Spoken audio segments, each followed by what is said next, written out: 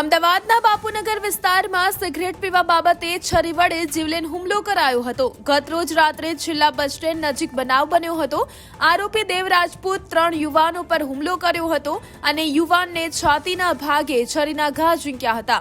શિવકુમાર ઉર્ફે લલ્લુ રાજપૂતે માથા પગ પર પ્રહાર કર્યા હતા। ઘાયલ રોહનની હાલત ગંભીર છે, જેની હોસ્પિટલમાં સારવાર ચાલુ છે। અન્ય એક યુવકને પણ માથામાં ગંભીર ઇજાઓ પહોંચી હતી।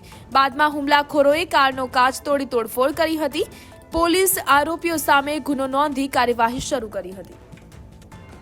ગઈકાલે બાપુનગર પોલીસ સ્ટેશન વિસ્તારના 137ના બસ સ્ટેન્ડ પાસે સાંજે 8 વાગ્યાની આસપાસના સુમારે આ કામના જે ફરિયાદી અને તેના મિત્રો ગલ્લા પાસે ઉભા રહીને સિગરેટ પીતા હતા।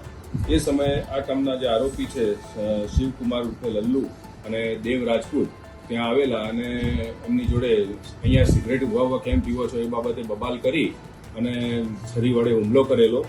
અને એ દરમિયાન દેવ રાજપૂતે રોહનને છાતીના ડાબા ભાગે અને જમણા પગના સાથળના ભાગે ઈજાઓ કરેલી, તેમજ શિવકુમાર ઉર્ફે લલ્લુ છે એણે રવિને માથાના ભાગે છરીથી ઈજાઓ કરેલી છે, જીવલેણ હુમલો કરેલો છે। અને આ બાબતે બાપુનગર પોલીસ સ્ટેશનમાં BNSની કલમ 109, 118(1), 115(2) વગેરે મુજબ ગુનો રજીસ્ટર કરવામાં આવ્યો છે। બંને આરોપીઓને રાઉન્ડ અપ કરી લેવામાં આવ્યા છે અને તપાસ હાલ ચાલુ છે। હા, આમાં જે ફરિયાદી છે એના વિરુદ્ધ બી 3-4 ગુના પ્રોહિબિશન તેમજ સરી સંબંધીના ગુના દાખલ થયેલા છે। તેમજ આરોપીમાં જે શિવકુમાર ઉર્ફે લલ્લુ છે એના વિરુદ્ધ પણ પ્રોહિબિશનના ગુના દાખલ થયેલા છે। હા, એકબીજાને ઓળખતા તો હતા।